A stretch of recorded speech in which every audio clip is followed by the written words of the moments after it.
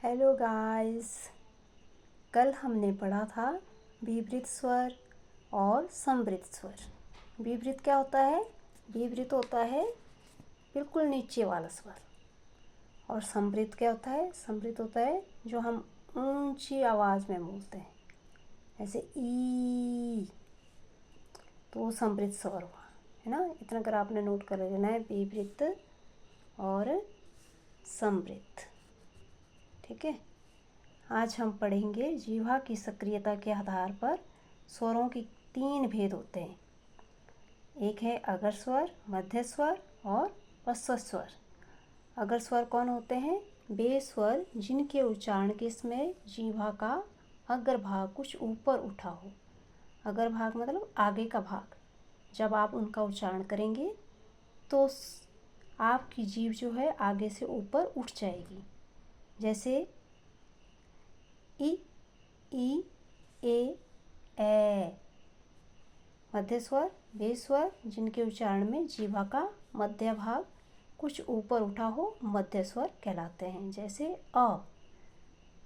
और पश्च स्वर वे स्वर जिनके उच्चारण में जीवा का पश्च भाग कुछ ऊपर उठा हो, वो पश्च स्वर कहलाते हैं, जैसे आ, उ, ओ, औ। ठीक है। तो आपने याद रखना है अगर स्वर, मध्य स्वर और पश्च स्वर किसे कहा जाता है। अगर स्वर जिसमें जीभ का आगे का भाग, मध्य स्वर जिसमें जीभ का बीच का भाग और आपका पश्च स्वर जिसमें जीभ का पीछे का भाग कुछ ऊपर उठा हो। जब हम उच्चारण करते हैं तो जीवा का कौन कौन सा भाग आगे, मध्य और पीछे में उठता है और उच्चारण करते हुए, तो उसे हम अगर स्वर, मध्य स्वर और पश्च स्वर कहते हैं। एक है अनुनासिक स्वर और एक है निर्नुनासिक स्वर। अनुनासिक स्वर कौन होते हैं? अनु का मतलब होता है मुख। ठीक है, इतना याद रखना है। अनु का मतलब होता है मुख और नासिक नाक। जब हम स्वरों का उच्चारण मुख और नाक दोनों से होता है तब स्वरों को अनुनासिक कहा जाता है। जब हम स्वरों का उच्चारण किससे करते हैं?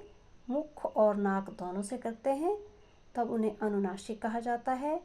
इस प्रकार के स्वर के ऊपर चंद्र बिंदु का प्रयोग होता है, परंतु जिन स्वरों की मात्रा ऊपर लगती है वहाँ केवल बिंदु का प्रयोग होता है, जैसे आँखें। ठीक है, इसमें चंद्र बिंदु लगा हुआ है।